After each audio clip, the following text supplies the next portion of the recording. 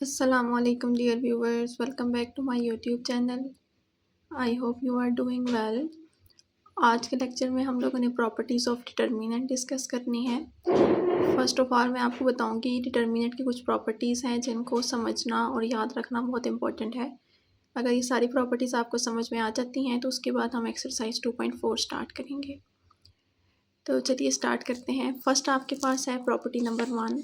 जो ए का डिटर्मिनेंट होगा वो ए ट्रांसपोज के डिटर्मिनेंट के इक्वल होगा। ये बात आपने याद रखनी है कि चाहे आपके पास कोई मैट्रिक्स ए है उसका आप डिटर्मिनेंट फाइंड कर लें या उसके ट्रांसपोज देने के बाद डिटर्मिनेंट फाइंड करें, आंसर हमेशा सेम आएगा।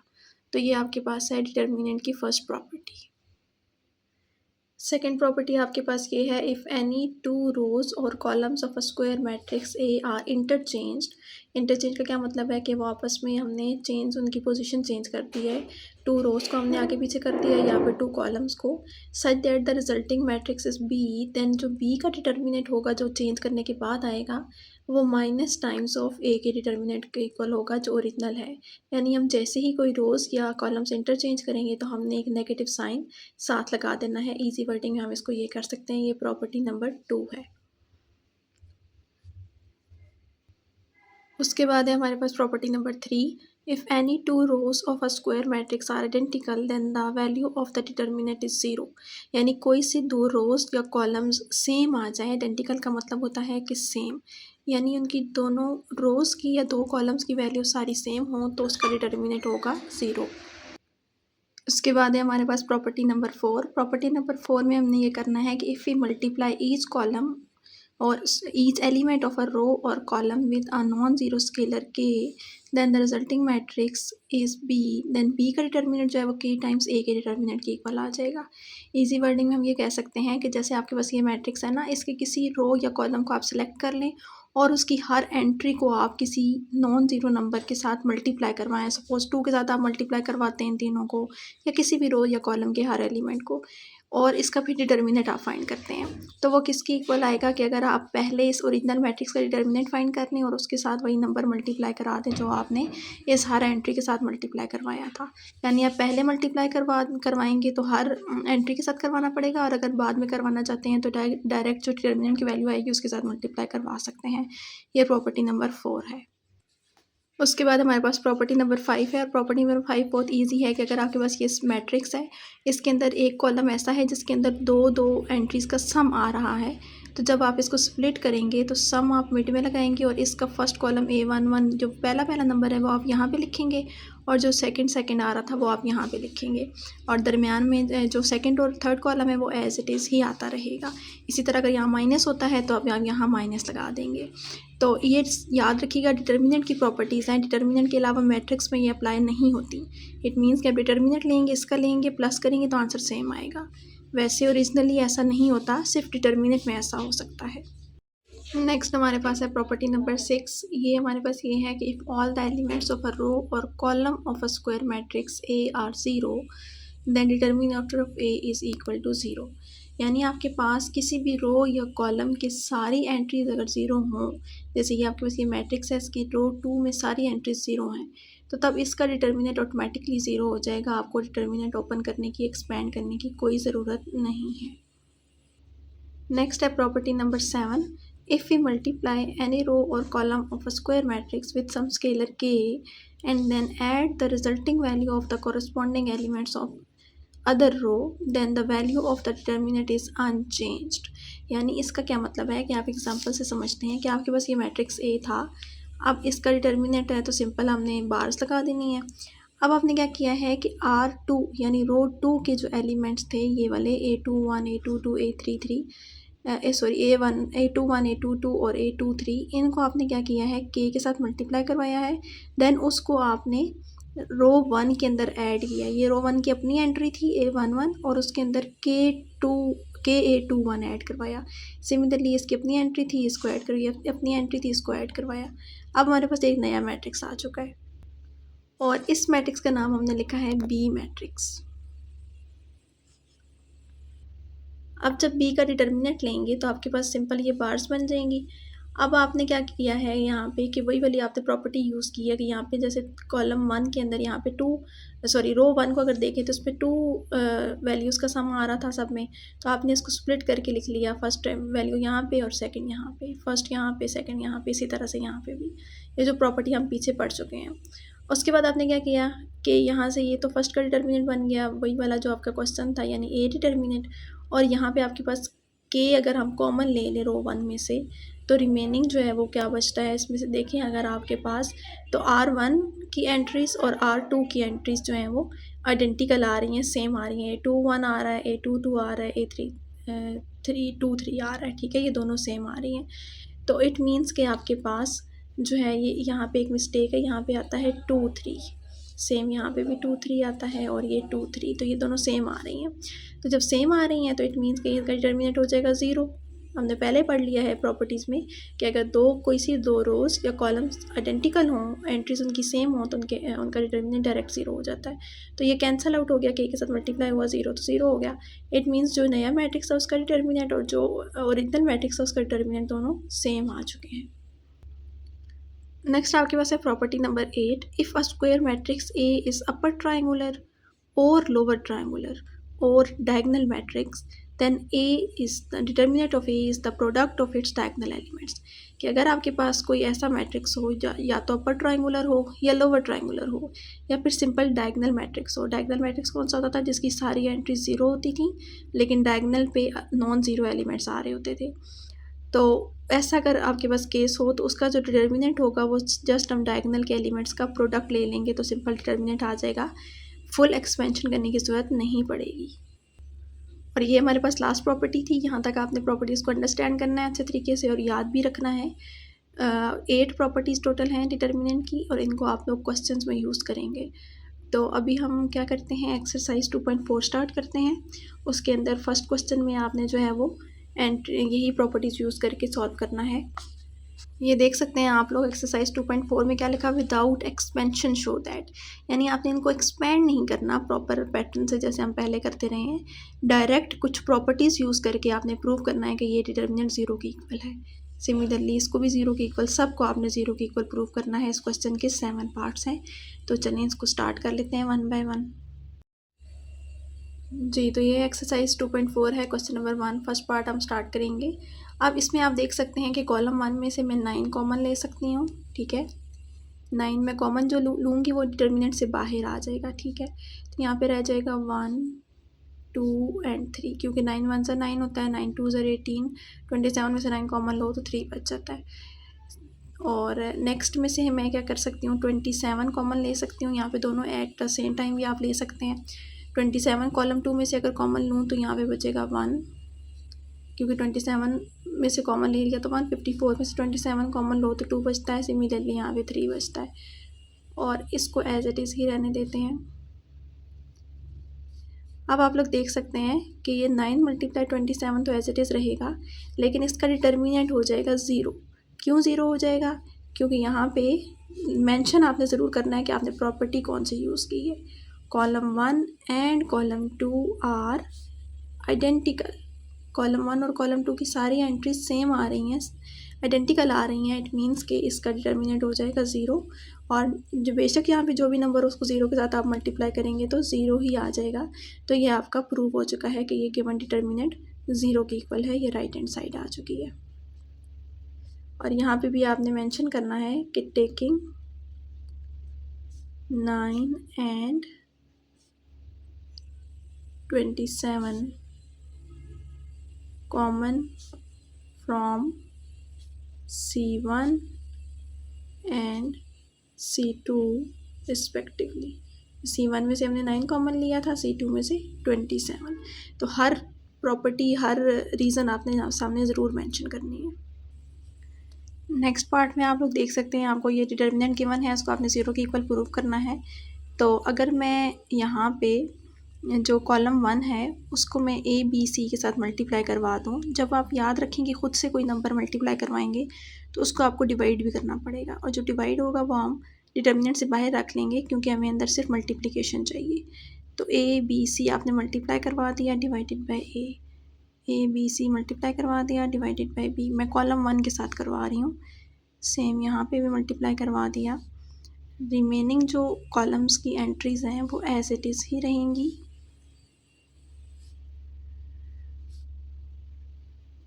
और यहाँ पे आपने लिखना है कि कॉलम 1 के साथ हमने मल्टीप्लाई करवाया है ए बी सी को।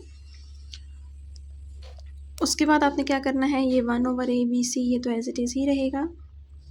यहाँ से देखें ए से कैंसिल, बी से कैंसिल, सी से कैंसिल, यहाँ रह गया BC AC AB, BC AC और AB ये एज इट इज़ आ गए हैं। अब आप लोग देख सकते हैं कि आपके पास जो कॉलम 1 है और जो कॉलम 2 है वो दोनों आइडेंटिकल हैं, सेम है, तो इट मीन्स इसका डिटर्मिनेंट आ जाएगा 0। तो 1/ABC एज इट इज़ यहाँ पे आ जाएगा 0। रीज़न लिखनी है आपने, column 1 is identical to column 2। ये आइडेंटिकल का साइन होता है, ये आपने लगाना है। कॉलम 1 और कॉलम 2 आइडेंटिकल है, इट मीन्स डिटर्मिनेंट हो गया 0 और आंसर आ गया इसका 0 जो कि राइट हैंड साइड है।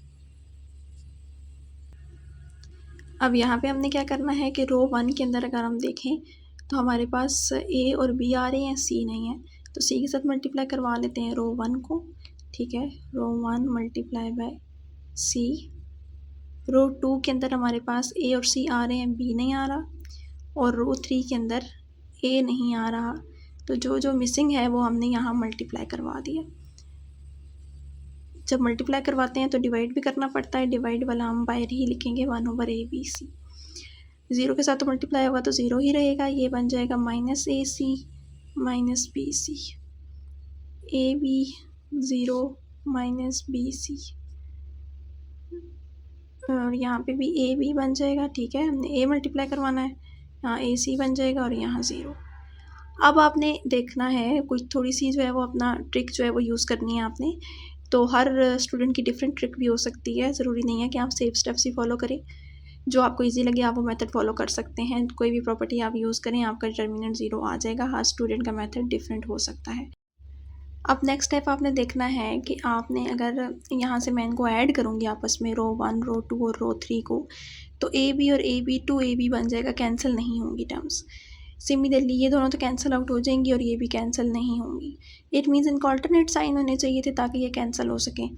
तो इसके लिए हम क्या कर सकते हैं कि यहाँ पे जो रो 2 के साथ मैंने B मल्टीप्लाई करवाया था उसको अगर मैं -B कर लूँ, यहाँ पे भी एक माइनस आ जाएगा। ठीक है, यानी मैं रो 2 को -B के साथ मल्टीप्लाई करवा रही हूँ, तो तब यहाँ पे भी -AB बन जाएगा और यहाँ पे +BC बन जाएगा। अब देखिए अगर मैं इनको ऐड करूँगी तो ये दोनों कैंसिल आउट हो जाएंगे, ये दोनों तो ऑलरेडी कैंसिल आउट हो रहे थे और ये दोनों भी कैंसिल आउट हो जाएंगे। तो इट मीन्स कि अब मैंने क्या करना है, रो 1 रो 2 रो 3 तीनों को ऐड करना है। तो मैं यहाँ लिखूँगी रो 1 प्लस रो 2 प्लस रो 3। अब मैंने रो 1 सबसे पहले लिखा है, इट मीन्स जो चेंजेस हमारे पास आएंगे, जो फाइनल आंसर आएगा वो रो 1 के अंदर आएगा। रो 1 की एंट्रीज तो खुद आएंगी, लेकिन उनके साथ रो 2 और रो 3 की एंट्रीज़ को मैं ऐड करके लिख लूँगी। तो कैसे लिखूँगी, रो 1 में मेरे पास 0 था, -AB ये रो 2 वाला आ गया और ये रो 3 वाला आ गया। नेक्स्ट -AC +0 +AC, ये रो 1 वाला, रो 2 ये रो 3। सिमिलरली -BC +BC +0, ये रो 1 वाला, ये रो 2 ये रो 3, और रो 2 और रो 3 के अंदर कोई चेंज नहीं आएगा, वो एज इट इज़ आ जाएंगे। जो सबसे पहले लिखा होता है उसके अंदर आपने चेंज लाना होता है, जिसमें आपने चेंज लाना है वो आप सबसे पहले लिखेंगे। अच्छा जी, अब क्या हो जाएगा आपके पास -1/ABC एज इट इज़। अब देखिए हमने ऐड ये ऑपरेशन किया ही क्यों था, ऐड किए क्यों थे, क्योंकि हमें नज़र आ रहा था कि अगर हम ऐड करेंगे तो ये टर्म्स कैंसिल आउट हो जाएंगी, तो ये कैंसिल आउट हो गई हैं। मींस के रो 1 के अंदर सारी एंट्रीज़ 0 हो चुकी हैं, और ये प्रॉपर्टी हम ऑलरेडी पढ़ चुके हैं कि अगर सारी एंट्रीज़ किसी रो या कॉलम की 0 हों तो उसका डिटर्मिनेंट हो जाता है 0। तो इट मीन्स हमारे पास हो चुका है ये 0, और 0 के साथ मल्टीप्लाई होके 0 ही आ जाएगा राइट हैंड साइड पे। तो ये आपके पास क्या है, क्या आप यहाँ पे रीज़न लिखेंगे कि रो 1 इज़ ज़ीरो। रो 1 की हर एंट्री ज़ीरो है, इट मीन्स डिटर्मिनेंट ज़ीरो हो जाएगा। नेक्स्ट पार्ट है आपके पास, इसमें भी आपने ज़ीरो की इक्वल प्रूव करना है और यहाँ पे सारी ट्रिग्नोमेट्रिक रेशियोज़ यूज़ हो रही हैं और आप जानते हैं कि ये साइन, कॉज, टेन, सीकेंट और कोसीकेंट वाली ये जो हैं ये ट्रिग्नोमेट्रिक आइडेंटिटीज़ होती हैं जो आप लोगों ने ऑलरेडी मैट्रिक में पढ़ी हुई हैं, तो उन्हीं को यहाँ पे यूज़ करना होगा। तो इसलिए मैं आपको पहले वो आइडेंटिटीज़ रिवाइज़ करवा देती हूँ। एक आइडेंटिटी आपके पास होती है sine square alpha plus cos square alpha equal to 1। Next होती है 1 plus tan square alpha is equal to secant square alpha and third होती है 1 minus cot square alpha is equal to cosecant square alpha. Sorry, यहाँ पे भी plus होता है, 1 plus cot square alpha is equal to cosecant square alpha. तो ये तीनों आपके पास आइडेंटिटीज़ होती हैं बेसिक, जो आपने यूज़ करनी है यहाँ पे। तो अब आप जानते हैं कि फर्स्ट आइडेंटिटी को अगर देखें यहाँ से आप हिंट रखना चाहें तो साइन और कॉज यहाँ पे ऐड हो रहे हैं, तो मीन्स कि ये फर्स्ट कॉलम और थर्ड कॉलम को हमने ऐड करना चाहिए ताकि ये मिल जाए, इसकी जगह हम 1 लिख लेंगे।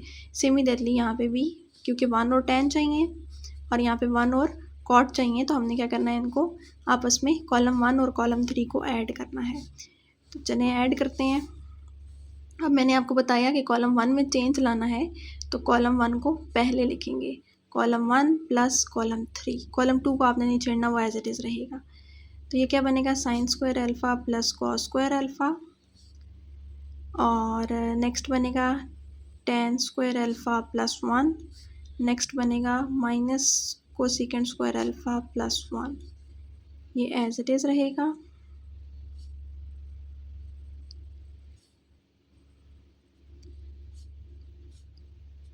अब आप जानते हैं कि आपके पास जो कॉलम 1 है वहाँ पे आपने आइडेंटिटीज़ यूज़ करनी है।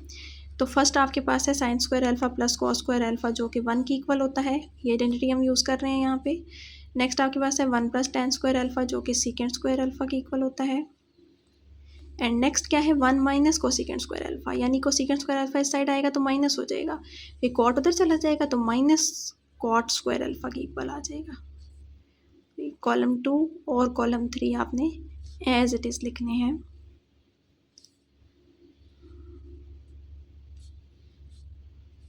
तो अब आप जानते हैं और देख सकते हैं कि आपके पास जो कॉलम 1 और कॉलम 2 है उनकी एंट्रीज बिल्कुल सेम आ चुकी है, आइडेंटिकल आ चुकी हैं। इट मीन्स इसका डिटर्मिनेंट हो गया 0। तो यहाँ पे आपने लिखना है कि column 1 and column 2 are identical. और यहाँ पे हमारा ये वाला पार्ट भी कंप्लीट हो चुका है। नेक्स्ट पार्ट में हम लोगों ने ये करना है कि अगर हम कॉलम 1 और कॉलम 2 को ऐड कर दें, क्योंकि आपको नज़र आ रहा है कि जब मैं यहाँ से फार्मूला ओपन करूँगी और ये दोनों टर्म्स जो हैं वो इसके अंदर आ जाएगा, ए क्यूब माइनस बी क्यूब, और ये भी वही है, तो ये दोनों कैंसिल आउट हो जाएंगे। तो इसलिए मैं क्या करूँगी, यहाँ पे कॉलम 1 माइनस कॉलम 2 करना पड़ेगा ताकि ऑल्टरनेट साइन हो और कैंसिल आउट हो जाए।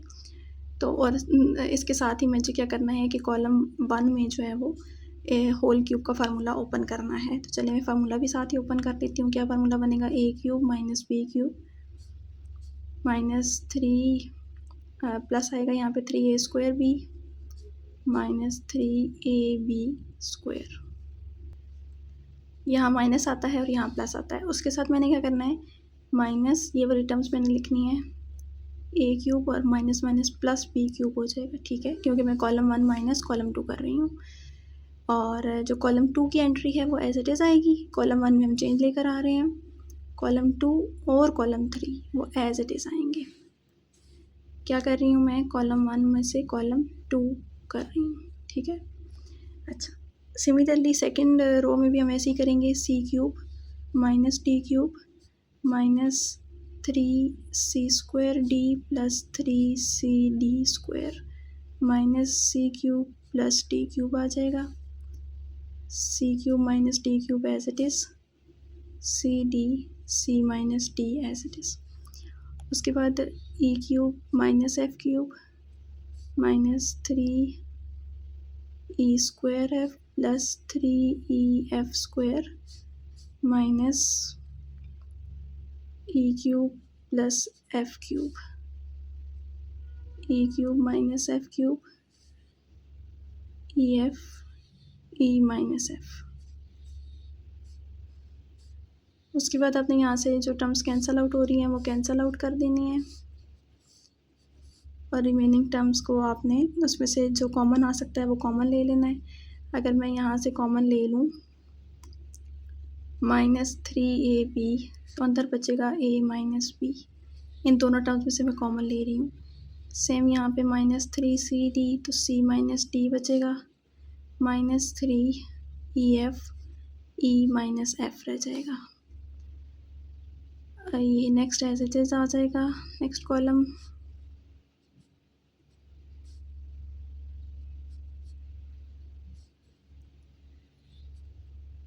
थर्ड कॉलम भी हम एज इट इज़ लिखेंगे।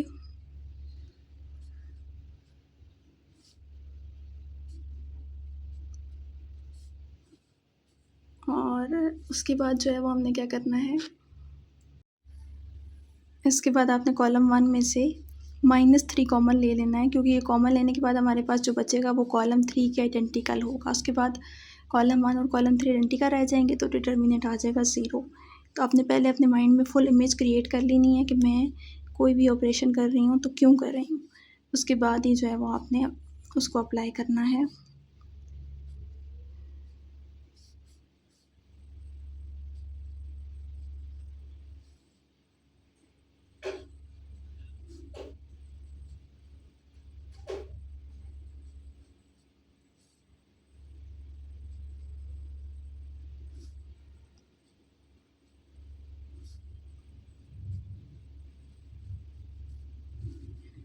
और उसके बाद आपने लिखना है -3 इंटू 0, और यहाँ पे आपने लिखना है कि C1 and C3 are identical,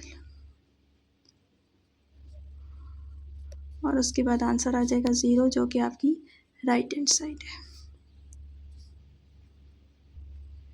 next part में आपने सबसे पहले जो है वो फर्स्ट रो को कर देखें आप, तो उसके अंदर x और z आ रहा है, y नहीं है। तो इट मीन्स कि मैं रो 1 को मल्टीप्लाई करवाऊँगी y के साथ, रो 2 को मल्टीप्लाई करवाऊँगी, x और y आ रहा है, z नहीं है, और रो 3 में y और z आ रहे हैं, x नहीं है। तो जो एलिमेंट मिसिंग है उसके साथ आपने मल्टीप्लाई करवाना है। यहाँ पे बन जाएगा xy माइनस yz 0। उसके बाद ये 0 as it is, yz minus xz minus xy 0 and xz। अब आप देख सकते हैं कि अगर मैं रो 1 प्लस रो 2 प्लस रो 3 करूँ तो ये कैंसिल आउट हो जाएंगे, ये कैंसिल आउट हो जाएंगे, ये कैंसिल आउट हो जाएंगे। ऑलरेडी अल्टरनेट साइन आ रहे हैं, इसलिए आपको कहीं भी नेगेटिव खुद से लगाने की ज़रूरत नहीं है। इस तरह का हमने पहले भी एक पार्ट किया है जिसमें सेम साइन आ रहे थे, तो हमने एक नेगेटिव लगाया था ताकि जो है वो साइन अल्टरनेट हो जाए और कैंसिलेशन हो सके, जबकि यहाँ पे इसकी कोई ज़रूरत नहीं है। तो सिंपल आपने करना है रो 1 प्लस रो 2 प्लस रो 3, इन पे आपने ब्रैकेट लगा देनी है क्योंकि रो 1 में हम चेंज लेकर आ रहे हैं। तो x1 के अंदर माइनस xy हो जाएगा 0, ये भी 0, ये भी 0। मैं थोड़ा सा डायरेक्ट कर रही हूँ क्योंकि अब आपको समझ आ गई है, तो आप डायरेक्ट भी सॉल्व कर सकते हैं। रो 1 और रो 2 आपने एज इट इज़ लिखना है, उनको कुछ भी नहीं करना। अब रो 1 0 आ चुकी है, तो इट मीन्स इसका डिटर्मिनेंट हो जाएगा 0। यहाँ पे आपने लिखना है कि रो 1 जो है वो 0 के इक्वल है। नेक्स्ट पार्ट में भी आपने होल स्क्वायर ओपन करना है, और उसके साथ ही आपने जो है वो कॉलम 1 और कॉलम 2 का सब्ट्रैक्ट भी करना है। ये आ जाएगा -2ab प्लस बी स्क्वायर, उसके अंदर ये सब्ट्रैक्ट होंगी टर्म्स, तो -a square minus B square minus 2ab आ जाएगा। इसी तरह से नेक्स्ट क्या बनेगा, c square minus 2cd plus D square minus c square minus D square minus 2cd।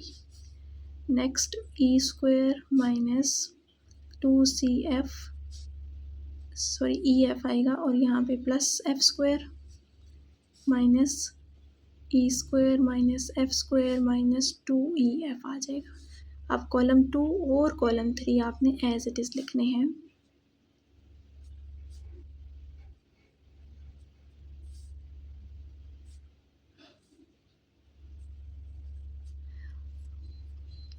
अब आपने क्या करना है कि यहाँ से जो कैंसिल हो रही है टर्म्स उनको कैंसिल कर दें। तो देखिए आपके पास बनेगा 2ab और 2ab माइनस है, दोनों के साथ प्लस हो जाएगा, -4ab -4cd -4ef आ जाएगा।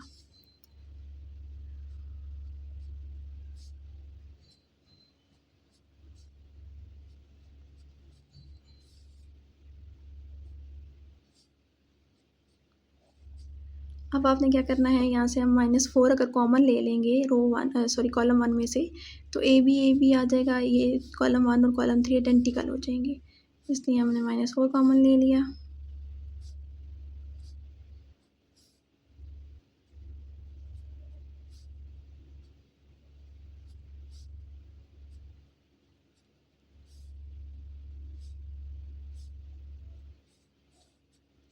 उसके बाद आपके पास डिटर्मिनेंट आ गया 0, because column 1 is identical to column 2, और आंसर आ चुका है 0, जो कि आपकी राइट हैंड साइड है। तो यहाँ पे हमारा क्वेश्चन नंबर 1 के सारे पार्ट्स कंप्लीट हो चुके हैं। नेक्स्ट लेक्चर में नेक्स्ट क्वेश्चन से स्टार्ट करेंगे। अभी हम अपना लेक्चर यहाँ पे एंड करते हैं। अपना ख्याल रखिएगा, और अगर ये वीडियो अच्छी लगी हो तो लाइक कर दीजिएगा, चैनल को सब्सक्राइब कर दीजिएगा, ताकि मेरी हर नई आने वाली वीडियो का नोटिफिकेशन आप तक पहुँच सके और आपका कोई भी कॉन्सेप्ट जो है वो मिस ना हो। दुआ में याद रखिएगा, अपना बहुत ख्याल रखिएगा। अल्लाह हाफिज़।